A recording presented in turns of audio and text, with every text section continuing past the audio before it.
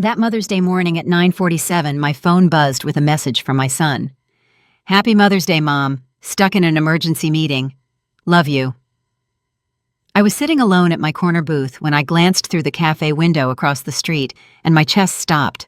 He was right there, refilling that man's champagne glass, laughing the way he never laughed at home, easy satisfied like someone who had already won something.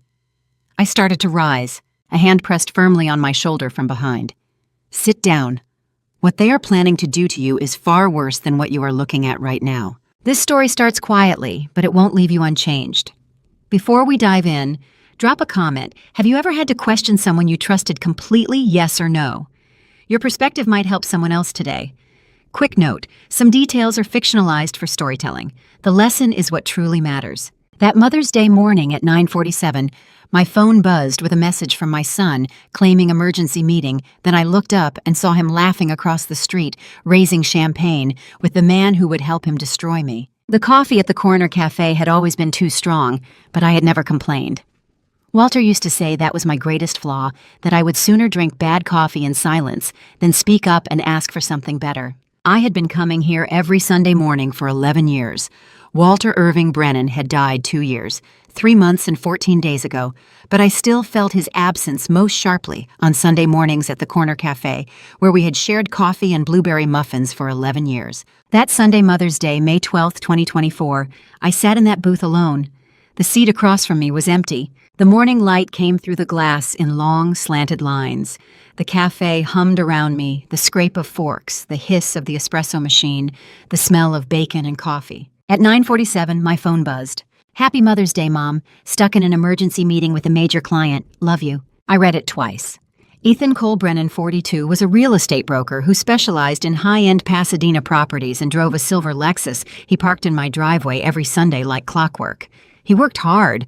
Walter used to say he got that from me. I set the phone down and looked out the window. That was when I saw him. Across the street through the windows of the upscale Italian restaurant sat Ethan.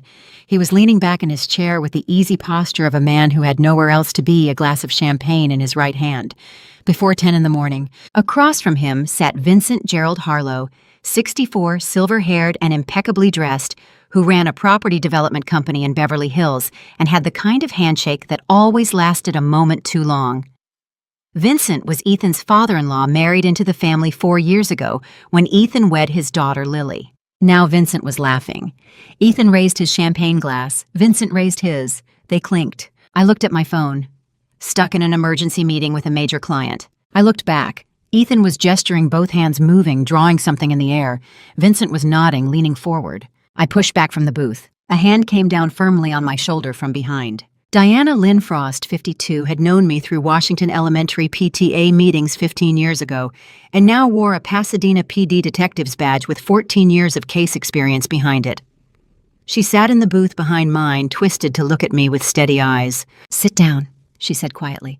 "Diana, that's my son. He told me—" "I know what he told you." Her hand stayed on my shoulder. "I've been watching them for 20 minutes. Vincent Harlow has been on our radar for 3 months, financial irregularities, property fraud in LA County. I followed him here. I did not expect to see your son with him." Her jaw tightened. "If you walk over there right now, emotional without knowing what you're dealing with, you will lose any chance of understanding what is really happening. What hasn't started yet is far worse than what you're looking at right now." I looked back through the window. Ethan was still laughing. I sat back down. I had been coming to this cafe every Sunday for 11 years. Walter would have known what to do.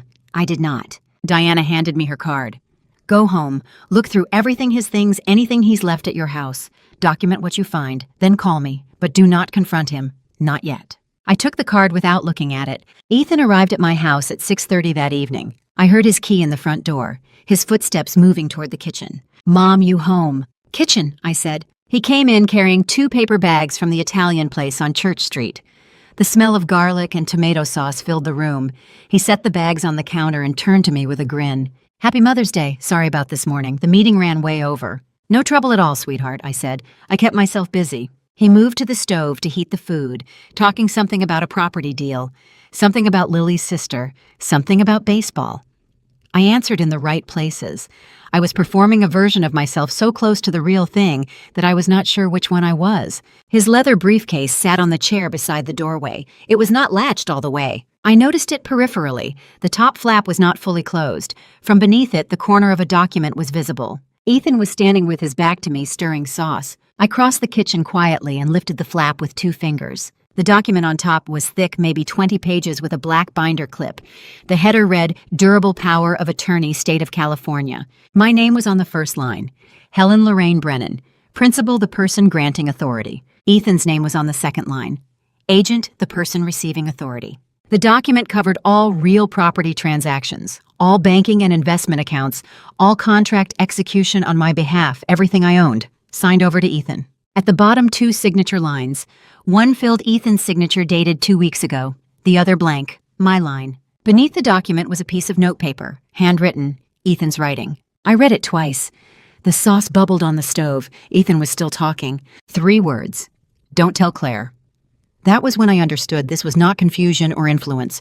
This was choice. I placed the document back exactly as I had found it, closed the briefcase flap, returned to my chair, picked up my coffee mug. My hands did not shake. I made sure of that. You want garlic bread? Ethan called. Please, I said. We ate dinner at the kitchen table. Ethan talked. I listened. I laughed at the right moments and refilled his water glass when it got low. When he left at 8:45, he hugged me at the door and said, Love you, Mom. Love you too, I said. I stood on the porch and watched his taillights disappear. Then I went back inside, sat down at the kitchen table, and placed Diana's card in front of me.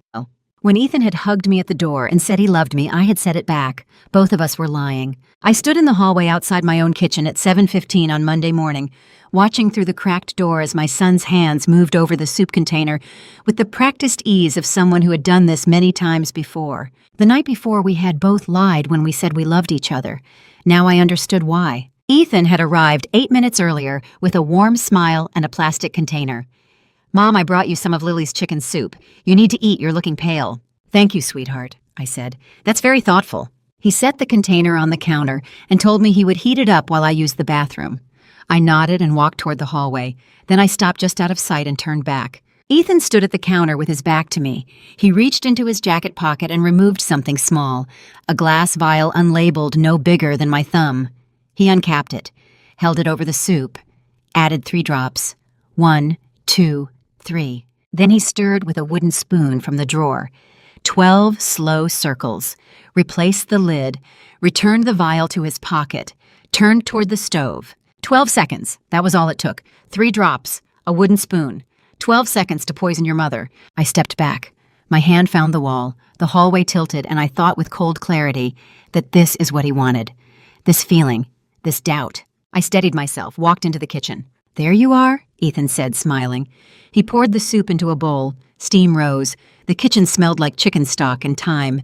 Sit down, Mom. I'll bring it to you. I sat. He set the bowl in front of me, placed a spoon beside it, kissed the top of my head. Eat all of it, he said. You need your strength. Then he left. I heard his footsteps in the hallway, the front door opening. The sound of his key locking it from the outside, something he had started doing 2 months ago. I looked at the soup. Then I stood, walked to the cupboard, and pulled out a mason jar.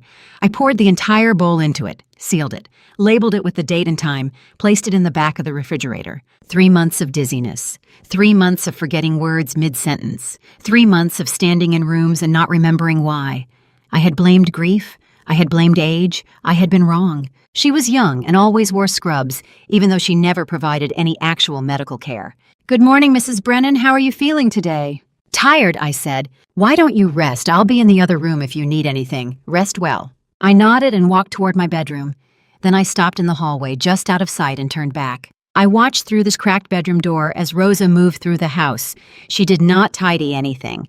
She walked directly to Walter's study, the room I had not entered since he died. Rosa opened it without hesitation. She stepped inside. I heard the desk drawer open. Then I saw her standing at Walter's desk, with her phone held up, photographing the documents inside. Click, click, click. She worked quickly, methodically. After 5 minutes, she closed the drawer, stepped out, and closed the door. Then she returned to the living room and began dusting. I stayed in the bedroom for another hour. When I emerged, I made sure to look confused. Rosa, dear, I said, blinking at her. What day is it again? I keep forgetting. "Monday, Mrs. Brennan," she said. Her tone was gentle, satisfied, like she was confirming a diagnosis. "It's Monday." "Monday," I repeated. "Of course." I had spent 30 years teaching second graders to tell the truth. I knew what a liar looked like. I had just never expected to raise one. After Rosa left at 2 o'clock, I went to Walter's study. I opened the desk drawer she had photographed. Inside were insurance documents, the deed to the house, Walter's will. I removed all of them and slipped them into the inner pocket of the raincoat in the hall closet. Then I drove to the Pasadena Independent Toxicology Lab on South Lake Avenue, not the hospital. Ethan had connections there. Dr. Patricia Owens, 50 years old, ran the Pasadena Independent Toxicology Lab with the kind of clinical precision that came from 2 decades of reading the chemical language of harm. She wore glasses on a chain and looked at me the way scientists look at data, no assumptions, only questions. I handed her the mason jar.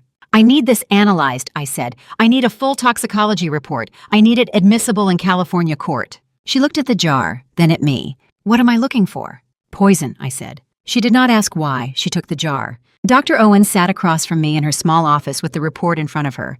The room smelled like antiseptic and old coffee. The fluorescent lights hummed overhead. "Digoxin," she said. 0.8 nanograms per milliliter. But that's not all. There's a second compound beta blocker derivative custom formulation, low dose designed for sustained cognitive disruption, memory fog, spatial disorientation, confusion. She looked up at me. "This isn't random poisoning, Mrs. Brennan. This is a designed protocol low-dose long-term cognitive impairment. Whoever dosed this understood exactly what they wanted you appearing incompetent without appearing poisoned. Do you understand what it means to be made to doubt your own mind, to think you are disappearing from the inside while everyone around you nods sympathetically and suggests you rest more? Eat better. Stop worrying. Do you understand what it means to discover it was not you at all?" "Is this report admissible in court?" I asked. "CLIA certified," Dr. Owens said, "fully admissible." She folded her hands on the desk. "Mrs. Brennan," she said quietly, "are you safe at home?" I told her I was, for now, because Ethan did not know I knew. The mason jar sat in my purse, sealed and labeled. The report was printed and signed. I had proof of what he had done. But I needed more than proof. I needed to know why. Walter had known something before he died. He had known Ethan in ways I had refused to see, and he had left me something I was sure of it now, something more than grief. I had not opened the door to Walter's study in 2 years, 3 months, and 14 days, but on the morning of May 15th, I stood with my hand on the brass knob and understood that my husband had been waiting for me. Walter had left me something more than grief. Dr. Owens had given me proof of the poison. Diana had warned me about Vincent, but Walter had known Ethan longer than either of them. I turned the knob and pushed the door open. The study looked exactly as Walter had left it. His desk sat beneath the window papers arranged in neat stacks, his reading glasses folded on top of a medical journal. The air smelled faintly of his cologne sandalwood and something else I could never name. I stepped inside and closed the door. The grandfather clock stood in the corner silent. It had stopped the day Walter died. I had not wound it since. But the hands were not where they should have been. I crossed the room and looked at the clock face. The hands pointed to 10:47. They had been at 3:15 when the clock stopped the exact time on the death certificate. Someone had moved them, or Walter had moved them before he died. I opened the clock cabinet. Inside, tucked between the pendulum and the weight, was a cassette tape wrapped in an envelope. My name was written on the front in Walter's handwriting. Just one word, Helen. I pulled the tape free and walked to the shelf where Walter kept the old cassette player. My hands shook as I inserted the tape and pressed play. I sat down in Walter's chair. "I have 6 months, maybe less. The cancer does not care about my timeline. But before I go, I need to tell you something about Ethan." He paused. I heard him take a breath. "Last November, I asked him about the life insurance policy. I told him it would go to you $500,000. He asked me 3 times if you would know how to manage that much money alone. He asked if I had considered a trust with him as executor. He asked if I thought you would be competent to handle financial decisions after I was gone." Walter's voice tightened. "Ethan does not look at this house and see a home. He sees an asset. He does not look at you and see his mother. He sees an inheritance he is waiting to collect." I closed my eyes. "I have spoken with Quentin Sheffield. He has everything, documents, instructions, a trust you do not know about yet. If you are listening to this tape, it means you have found evidence. It means I was right. It means you need help." Walter had loved me enough to prepare for my protection without ever telling me I might need it. That is what love looks like when it runs deeper than hope. Go to Quentin, Walter said. He is waiting. And Peggy, I love you. That does not stop. It does not stop when I die. It does not stop ever. Fight, not for the house, not for the money, for yourself. You deserve to be believed. The tape clicked off. I sat in Walter's chair for a long time. Then I stood, placed the tape in the envelope, and drove to Market Street. Quentin Barrett. Sheffield, 69 years old, had known Walter Brennan for 31 years and practiced estate law from a second-floor office on Market Street with the same quiet precision he brought to everything. His office smelled like old books and lemon polish. The walls were lined with legal volumes. Quentin stood when I entered. He did not look surprised. "Helen," he said, "I have been expecting you." "Walter left me a tape," I said. "I know, I helped him record it." He gestured to the chair across from his desk. "Sit. We have a great deal to discuss." I sat. Quentin opened a folder on his desk. Walter called me in November 2021. He said he had 6 months and needed to prepare for a contingency he prayed would never happen. We established the Walter Brennan Family Trust, $920,000, funded from his inheritance and savings held separately from the estate. It activates only upon documented evidence of fraud or elder abuse. He slid a document across the desk. "You have that evidence now. The trust is yours in 72 hours. I looked at the paper. $920,000. "There is something else," Quentin said. He turned his computer monitor toward me. "This email arrived in my office 2 months ago. It was forwarded to me by a colleague who handles Vincent Harlow's corporate filings." I read the email on the screen. From Ethan Brennan to Vincent Harlow. Date February 14th, 2024. Subject timeline. "Vincent mom very lonely since dad died, totally dependent on me for everything. I can get her to sign anything with the right approach. When can we move?" I read it twice. Then I looked at Quentin. "Your son did not fall into this scheme, Helen," he said quietly. "He designed it. Vincent provided the mechanism. Ethan provided the access. Understand this? The worst betrayal is not being hated. It is being calculated. Ethan had run the numbers on his mother's loneliness and found them profitable. What do I do now?" I asked. "We file a temporary restraining order today," Quentin said. "It will freeze all property transactions in your name. We activate the trust, and we hire someone who can document every piece of this fraud before it goes further." He wrote a name and address on his business card and handed it to me. Silas Ronan Nash, private investigator, former LAPD. He has worked with me on 3 elder fraud cases. He is very good at finding what people try to hide. I took the card. I walked out of Quentin's office with 3 things. Walter had left me $920,000, a temporary restraining order, freezing Ethan's fraud, and the name of a private investigator who could find what I could not see. But I still needed to see the fraud happen with my own eyes and record it happening. Ethan was not working alone, and I needed to know how deep Vincent Harlow's network ran. Silas Ronan Nash's office on East Colorado Boulevard smelled like old coffee and newer suspicion, and when he turned his computer screen toward me on the morning of May 17th, I understood why Quentin had sent me to a former homicide detective instead of a regular investigator. I needed to see the fraud happen with my own eyes. I needed to understand how deep Vincent Harlow's network ran. Silas Ronan Nash, 50 years old and 14 years removed from LAPD homicide, ran a private investigation firm from a small office on East Colorado Boulevard in Old Town, Pasadena. He had already started working before I walked through his door. "I ran background on Vincent Harlow first," Silas said. "Property developer, Beverly Hills 64. Clean on paper, but paper lies." He clicked the mouse. A Facebook page appeared on the screen. "This is a private group called Concerned Family of Helen Brennan. It was created 3 months ago, February 14th, 2024. I looked at the screen. The group had 4 members. 2 profile pictures I recognized, Ethan and Vincent. 2 I did not.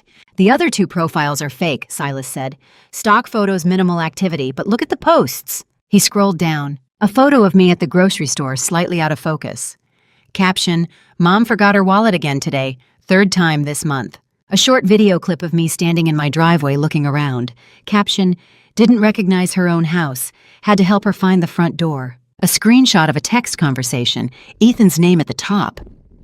"She asked me what year it was 3 times in one phone call. This is getting worse." I stared at the screen. "Every post, every photo, every comment, it's building a public record that you are mentally incompetent," Silas said quietly. They had spent 3 months building a story about me, confused, forgetful, incompetent, and posting it where judges and social workers could find it. This is how you disappear a person in plain sight. There's more, Silas said. He opened another file on his desktop. Conservatorship petition, filed with LA County Superior Court on April 3rd, 6 weeks ago. I read the document on the screen. Petition for conservatorship of the person and estate of Helen Lorraine Brennan. Petitioner, Ethan Cole Brennan. Grounds mental incompetence due to age-related cognitive decline. Attached to the petition was a psychiatric evaluation. 3 pages signed by Dr. Robert Ellison, licensed psychiatrist. The evaluation described me as disoriented, unable to manage finances requiring full-time care. The date of the evaluation was April 3rd, 2024. I was substitute teaching that day, I said. April 3rd, 2nd grade Mrs. Morrison's class. I taught fractions for 6 hours. Silas nodded. The evaluation is completely fraudulent, but it's filed with the court. If you hadn't found that POA document, this conservatorship would have gone through unopposed. Your son would have had full legal control over your life by the end of June. I looked at the signature at the bottom of the evaluation. Dr. Robert Ellison. I had never met him. I had never been evaluated by anyone. Can you prove it's fake? I asked. Already did, Silas said. Dr. Ellison exists. He's 73, retired, living in San Diego. I called him this morning. He has no record of ever treating you. His signature was forged. Someone paid for his credentials and copied his signature from medical board records. I sat back in the chair. The office was small and cluttered.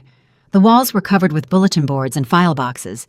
The air conditioning hummed overhead. What else? I asked. Silas looked at me. You sure you want to know today this is already... What else? He clicked to another file. I'm still working on the full financial picture, but I'll call you when I find more. I left Silas's office and drove home. 2 days passed. I performed the role Ethan expected, confused, tired, grateful for his concern. Rosa came and went. I pretended to nap and watched her photograph more documents. On the morning of May 19th, my phone rang at 7:30. Silas. Helen, I need you sitting down. I was standing in the kitchen. I sat. They filed a sale agreement 2 weeks ago, Silas said. Your house, $1.6 million. Closing is Friday. I looked around the kitchen. The same kitchen where Walter had made coffee every morning for 30 years. The same kitchen where Ethan had poisoned soup 4 days ago. I never signed anything, I said. I never even spoke to a realtor. I know, the signature is forged. I'm sending the document to your email now. Look at it and call me back. I opened my laptop. The email arrived. I clicked the attachment. Purchase and sale agreement. Seller, Helen Lorraine Brennan. Buyer, Clearwater Properties, LLC, registered in Delaware. Purchase price, $1,600,000. Earnest money, $250,000. Wired to Meridian. Realty Group Beverly Hills. Escrow account, May 1st. Closing date, May 23rd, 2024. Friday, 4 days away. I scrolled to the signature page. There at the bottom, Helen L. Brennan. My signature. My slant, my compression, my capital B. Perfect. Except I had never signed it. I called Silas back. It's a good forgery, I said. Very good, professional. I'm conferencing in Quinton now. The line clicked. Helen, Quinton said. I have the document. I'm filing an emergency temporary restraining order with LA County Superior Court in 20 minutes. We have 48 hours before a judge rules. If approved, the closing will be blocked. And if it's not approved, I asked, then your house sells on Friday and the buyer takes possession. I looked around the kitchen again. My signature. My house. My life reduced to a forged name on a document I had never seen selling a home I had lived in for 30 years to a company that did not exist. The signature is forged, Quinton continued. Under California Penal Code 470, this is felony forgery in the first degree. Combined with the conservatorship fraud, we have grounds for criminal charges. But first we need to stop that closing. File it, I said. Quinton said the TRO would freeze the sale, stop the closing, give us time to fight. But I understood something he did not say out loud. If Ethan had forged one signature, there would be others. And if $250,000 was already sitting in an escrow account, someone was expecting to collect it in 4 days. I needed to know where that money was going and what else Ethan and Vincent had already stolen. The phone rang at 6:43 on the morning of May 20th, and before Silas said a word, I knew from the silence on his end that he had found something worse than what we already had. I needed to know where that money was going. I needed to know what else Ethan and Vincent had already stolen. Silas was about to tell me. Helen, he said, I found the lien. I sat down at the kitchen table. What lien? Vincent Harlow pledged your house as collateral for his own $4 million loan. 8 months ago, September 2023. You never signed the authorization, he forged it. I looked around the kitchen. The same kitchen where I had made breakfast for 30 years. The same kitchen that had been securing someone else's debt since last September. $4 million, I said. Bridge loan from Westlake Capital Partners for his Beverly Hills development project. The project is failing. If Vincent defaults, they can seize your house to cover his loan. He used your property without your knowledge or consent. I closed my eyes. There's more, Silas said. Wire transfer from your Bank of America savings account. May 6th this month, $47,000 to Pacific Crest Holdings, a Nevada LLC registered to Ethan. Memo line says emergency roof repair. I opened my eyes and looked at the ceiling. The same roof that had been fine for 15 years. There was no roof repair, I said. I know. The money went straight from your account to Ethan's shell company. It's just gone. $47,000. That was every summer I worked instead of traveling. Every year I drove the same car. 12 years of putting away $200 a month. 12 years of choosing security, and my son chose to steal it in one wire transfer with a lie about a roof. I'm conferencing in Quinton, Silas said. The line clicked. Helen, Quinton said. I have the lien documentation and the wire transfer records. Under California Penal Code 484G, this is identity theft and grand theft. Combined with the forged sale agreement and the conservatorship fraud, we are building a substantial felony case against both Vincent Harlow and Ethan Brennan. How long, I asked, to file charges? We need one more piece direct evidence of intent, something that shows they knew exactly what they were doing and planned to harm you deliberately. I'll get it, I said. I hung up and called Quinton back on his direct line. I need a camera, I said, hidden in my living room. Can you arrange that? California is a one-party consent state, Quinton said. You can record any conversation in your own home without the other party's knowledge. I'll send someone this afternoon. Before I reveal what that recording captured, are you still with me? Comment. A, if confronting him immediately was the right choice, or B, if waiting and documenting was smarter, and tell me why in one short reason. Please note what follows contains recreated dialogue for narrative purposes, but the message is what matters. Owen Reed, 34, installed surveillance equipment for 3 Pasadena law firms and asked no questions beyond where to mount the cameras. He arrived at 1 o'clock on May 21st with a toolbox and a ladder. 20 minutes later, he pointed to the smoke detector in the corner of my living room ceiling. Camera is active, he said. Records to this device. He handed me a small black rectangle. Plug it into your computer to download. Deleting the original from the camera requires this code. He wrote 4 numbers on a business card. Don't lose it. Then he left. I went upstairs to my bedroom. I closed the door. I waited. At 3:08, I heard Ethan's key in the front door. I heard his footsteps in the hallway. Then I heard him sit down in the armchair, the same armchair where Walter used to read the newspaper every evening. I heard Ethan's phone dial. Then I heard Vincent's voice on speaker. You're sure she's asleep, Vincent said. Upstairs napping. She naps every afternoon now the medication keeps her tired. Good. What's the status on Friday? TRO hearing is tomorrow, Ethan said. But even if it goes through, we have fallback options. Mom's cognitive decline is progressing perfectly. Dizzy, confused, forgetful, exactly what we needed to show the court. And after Friday? After the Friday signing closes, I'll drive her straight to Sunrise Memory Care in Arcadia. I've already paid the intake deposit. Total isolation protocol, no visitors without my written authorization. She'll be completely cut off from anyone who might ask questions. And she won't fight it, Vincent asked. She won't know where she is, Ethan said. I sat on the edge of my bed and listened to my son describe how he would erase me. He had already paid the deposit. Do you understand? Ethan had toured the facility, filled out paperwork, handed over money to lock me away weeks before I knew I was supposed to disappear. I heard him hang up. I heard his footsteps toward the front door. I heard the door close. I heard his car start in the driveway. Then I went downstairs. I plugged the black rectangle into my laptop. The recording file appeared. I played it once to confirm the audio was clear. Vincent's voice, Ethan's voice, every word. I exported the file to 3 locations: Quinton's secure server, Silas's encrypted drive, and a USB stick I locked in the filing cabinet behind Walter's old tax returns. Ethan had chosen Sunrise Memory Care in Arcadia, total isolation, no visitors, a place where I would disappear, and no one would ask why. I chose something different. Diana Frost had been waiting 2 years to help me. Now I needed to tell her everything. Diana Lynn Frost had been a detective for 14 years, and when I walked into her office at Pasadena Police Department on the morning of May 22nd, with a toxicology report, 3 recordings, and a file folder 2 inches thick, she did not look surprised, she looked ready. "Sit down," Diana said. She closed the office door behind me. Silas and Quentin were already there, seated at the small conference table. The room smelled like coffee and old files.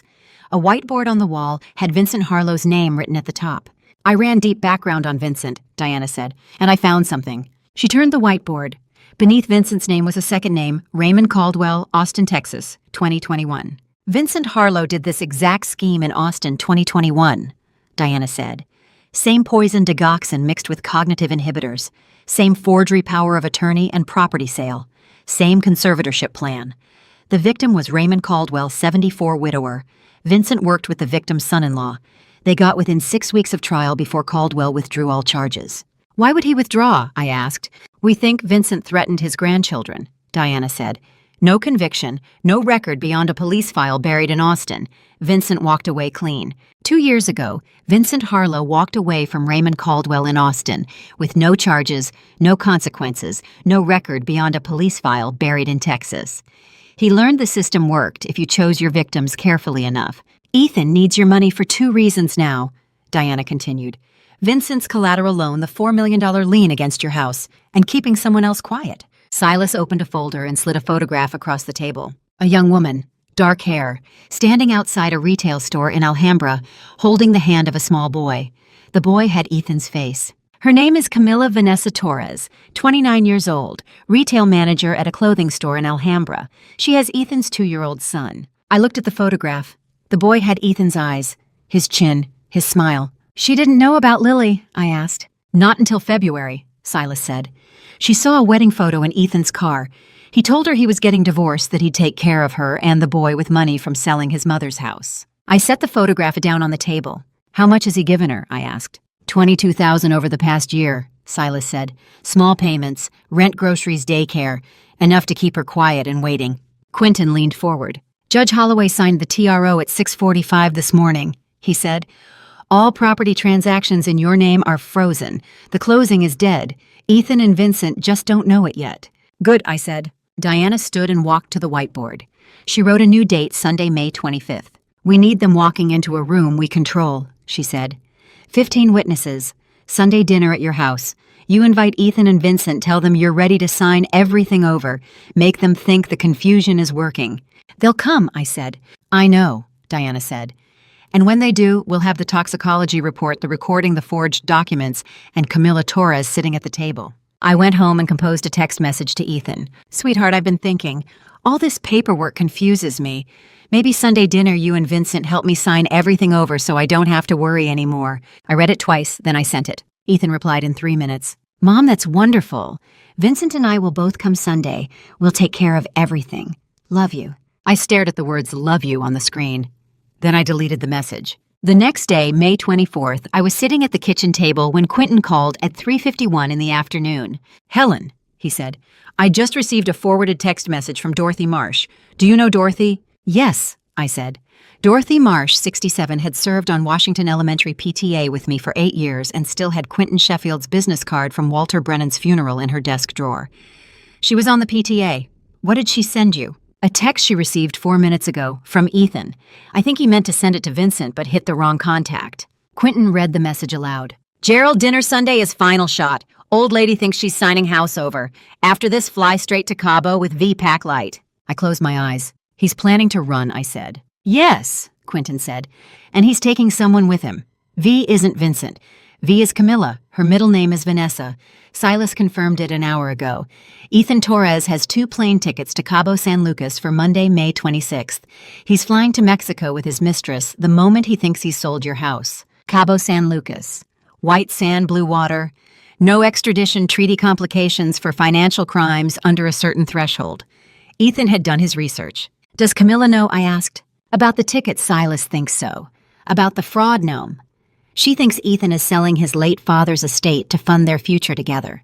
"Bring her to the dinner," I said. "Already planning it," Quentin said. "Diana is drafting the invitation now. We'll tell Camila that Ethan wants her to meet his family. She'll come." I hung up and sat at the kitchen table for a long time. Camila Torres would be at that Sunday dinner whether she knew it yet or not.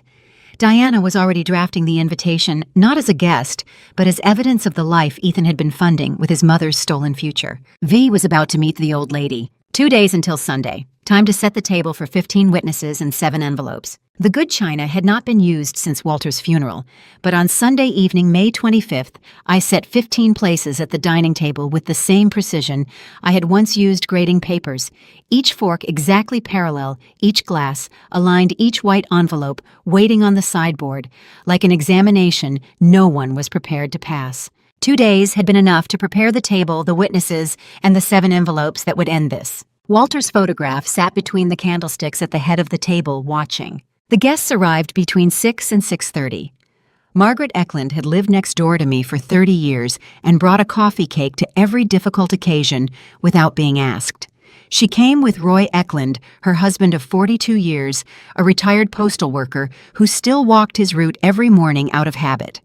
Reverend Paul Briggs had presided at Walter's funeral 2 years ago and visited me monthly since, without ever once asking if I needed him to.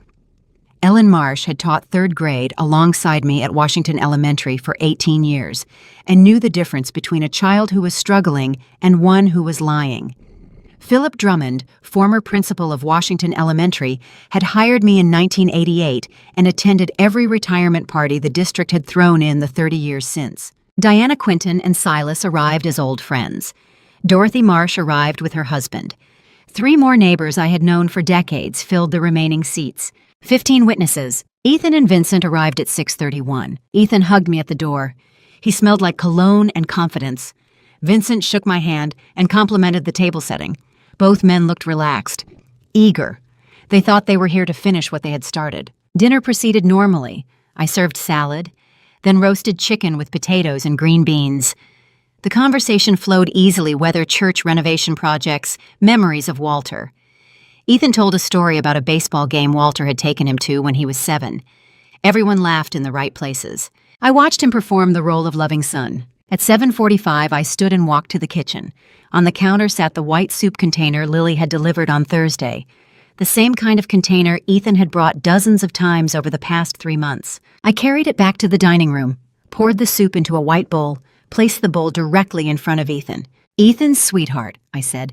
"Lily made this soup for me. Eat all of it. For me." The room went quiet. Ethan stared at the bowl. His face lost all color. His hands began to shake. I'm not hungry," he said. His voice broke. "I don't—" "Eat it," I said. He pushed the bowl away. Hard. Soup spilled across the white tablecloth in a dark spreading stain. "I know," I said. "I know what you put in it. I know what you've been putting in it for 3 months. 15 people watched my son's hands shake over a bowl of soup his wife had made and he had poisoned. Not one person in that room looked away." I walked to the sideboard and picked up the first envelope. "Envelope 1, I said, poison." I opened it and pulled out the toxicology report.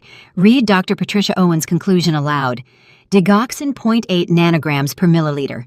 Beta blocker derivative designed for sustained cognitive disruption. Ethan's hands were flat on the table now. Vincent sat perfectly still. "Envelope 2, I said, SBY. Photographs of Rosa Elena Flores in Walter's study phone, held up photographing documents. 3 different angles, 3 different dates. Envelope 3, theft. Wire transfer confirmation. $47,000 from my Bank of America savings account to Pacific Crest Holdings, Nevada. Memo line, emergency roof repair. No repair ever completed. Envelope 4, forgery. 2 signatures side by side. Both said Helen L. Brennan. One I had written, one I had not. Purchase and sale agreement. $1.6 million, closing date May 23rd. Envelope 5, smear. Facebook screenshots. Photos of me edited to look confused. Fake psychiatric evaluation signed by a doctor I had never met, dated the same day I was teaching 2nd grade fractions at Washington Elementary. Envelope 6, recording. I pressed play on my phone. Ethan's voice filled the dining room. "After the Friday signing closes, I'll drive her straight to Sunrise Memory Care in Arcadia. I've already paid the intake deposit. Total isolation, no visitors without my written authorization." Vincent's voice. "And she won't fight it." Ethan's voice. "She won't know where she is." I stopped the recording. Lily was crying, silent tears running down her face. "Envelope 7, I said. I held it up, empty. Lily stood. Her hands were shaking, but her voice was clear. "I heard them," she said. 2 weeks ago. I was in the hallway. Vincent told Ethan, "After your mother's out of the way, we move the development funds." I didn't want to believe it. She looked at Ethan, then she looked away. The doorbell rang. Diana stood and walked to the front door, opened it. Camila Paz Torres stood on the porch holding a 2-year-old boy. The child had Ethan's face, Ethan's eyes, Ethan's smile. Camila looked confused. The woman who called said Ethan wanted me to meet his family. Diana showed her badge. Pasadena Police Department, please step inside. 2 uniformed officers stepped onto the porch behind Camila. The child had Ethan's eyes. Everyone in that room saw it. Lily saw it. Vincent saw it. Ethan just stared. Diana walked to the table. Ethan Cole Brennan, Vincent Gerald Harlow. You are both under arrest for elder abuse fraud, conspiracy to commit conservatorship fraud, and attempted poisoning. The officers moved forward. Handcuffs. Miranda rights read aloud in my dining room while 15 people watched, and Walter's photograph looked on from between the candlesticks. Ethan said nothing. He looked at Camila once, then he looked at the floor. Vincent remained silent, calculating to the end. The door closed at 8:53. I stood alone at the dining room table, where Walter's photograph had watched the entire thing. Soup still spilled across the white cloth. 7 empty envelopes scattered like evidence at a crime scene. 4 months later, a courtroom in Pasadena would deliver the final accounting. 4 months after the arrests, I sat in the front row of Courtroom 7 at Los Angeles County Superior Court in Pasadena and discovered that justice, when it finally arrives, does not feel like victory, it feels like accounting. The door had closed at 8:53 on May 25th, with both men in handcuffs. Now it was October, and a judge was about to deliver the final numbers. Quentin sat beside me in the front row. Diana sat 3 rows back in plain clothes, off-duty but present. The courtroom smelled like old wood and air conditioning. Afternoon light came through the high windows in dusty columns. Judge Patricia Holloway entered at 2:15. We all stood. She read the verdict without preamble. Ethan Cole Brennan, guilty on all counts. Elder abuse under California Penal Code, 368 fraud forgery, identity theft, conspiracy to commit conservatorship fraud, attempted poisoning. Ethan sat at the defense table in an orange jumpsuit. He stared at his hands.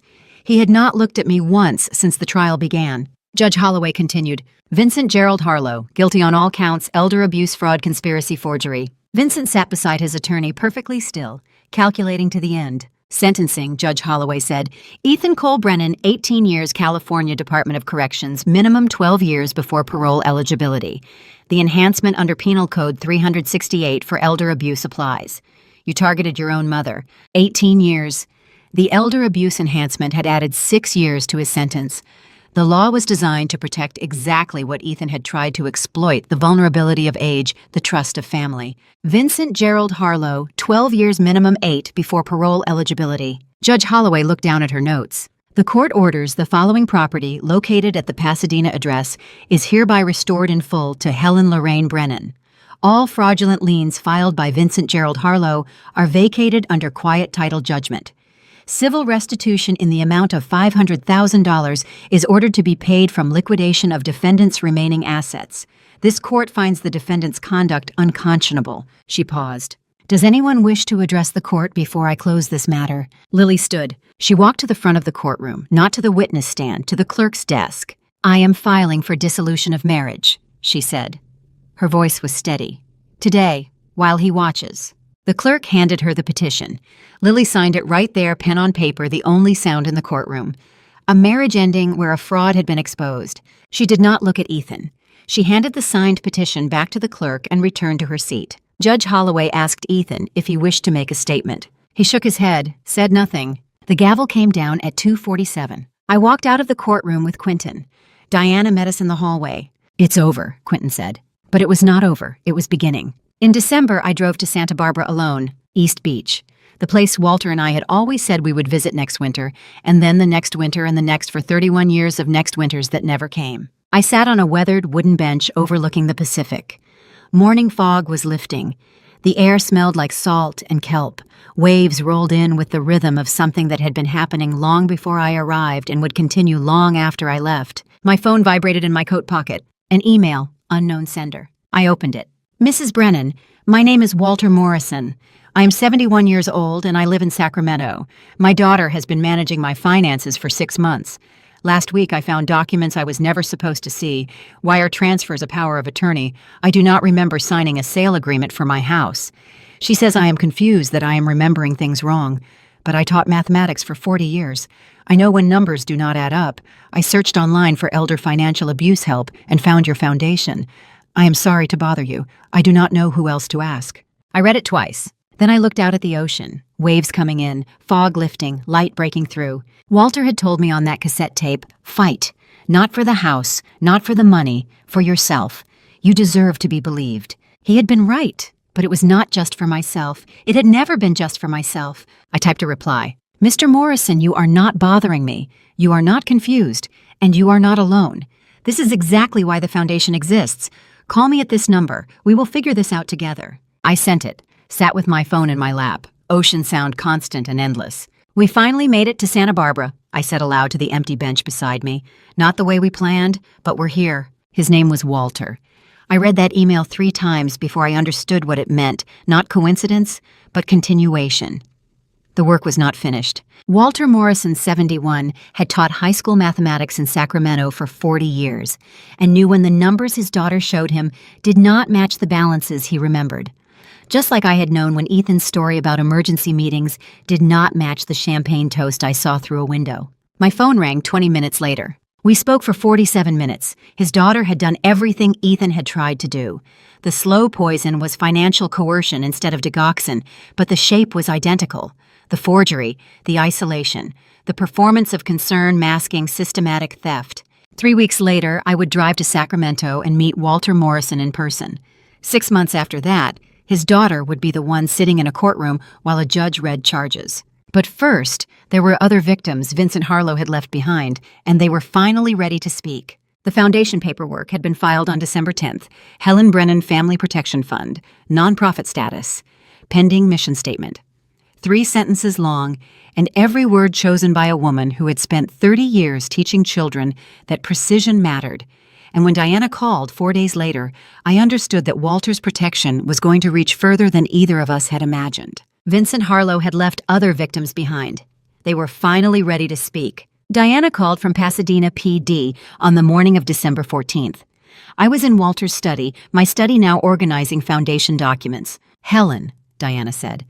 "Houston Police Department contacted me yesterday. Vincent's conviction made regional news in Texas. 3 families came forward." I set down the pen I had been holding. 3 families, I repeated. "Same pattern over 10 years, Diana said. Elderly victims, widow or widower, trusted family member as accomplice, slow poisoning with cognitive drugs, forged documents, conservatorship attempts. Vincent operated in Austin, Houston, and San Antonio between 2014 and 2021 before he moved to California." I closed my eyes. "All 3 families withdrew charges before trial," Diana continued. "Family pressure. We think Vincent threatened grandchildren, threatened to expose private family information. No convictions. No record beyond police files that sat in evidence boxes for years." "None of them knew about the others?" I asked. "Not until yesterday," Diana said. "They thought they were alone. They weren't." Vincent Harlow was not an opportunistic criminal who had stumbled into fraud. He was a systematic serial predator who had been targeting vulnerable elderly victims for over a decade, refining his method with each family he destroyed. "Give me their contact information," I said. "All 3. The foundation exists for exactly this." Diana sent the information that afternoon. I called each family that evening. We spoke for hours. They had all believed they were the only ones. They had all withdrawn charges to protect someone, a grandchild, a surviving parent, a family reputation. They had all spent years wondering if they had done the right thing. Now they knew they were not alone. Now they had evidence of a pattern. Now they had the foundation. On December 20th, my phone rang at 2 in the afternoon. Lily. I had not spoken to her since the courtroom in October, when she signed divorce papers at the clerk's desk, while Ethan sat 15 feet away in handcuffs. "Helen," she said. Her voice was quiet, hesitant. "Lily," I said. "I'm not calling to apologize for the trial," she said. "I would testify again. I would do everything the same way." "I know," I said. "I'm calling to apologize for marrying him in the first place, for bringing him into your life, for not seeing what he was earlier, for not protecting you when I could have." I sat down at the kitchen table. The same table where Ethan had eaten dinner dozens of times, where he had told stories about baseball games and property deals while planning to erase me. "Lily," I said, "you didn't know, neither did I. We both loved someone who wasn't real." She was quiet for a long time. "How do you forgive that?" she asked. "By choosing to," I said. "Every day. Would you like to have coffee with me next Thursday? 3 seconds of silence. Then, yes, Lily said. I would like that very much. Lily asked how I forgive. I did not tell her the whole truth, that forgiveness is not one decision, but 1,000 small choices, and some mornings I wake up and have to choose it all over again. But I was choosing it. For her. For myself. Not because she deserved it or because it erased what happened, because carrying her guilt for her would not help either of us move forward. On December 31st at 11:45 at night, I sat alone at the dining room table. The same table where 15 witnesses had gathered on May 25th. The same table where 7 envelopes had been opened. The same table where Ethan had been arrested at 8:53 in the evening. Now the table was set for one. A single candle.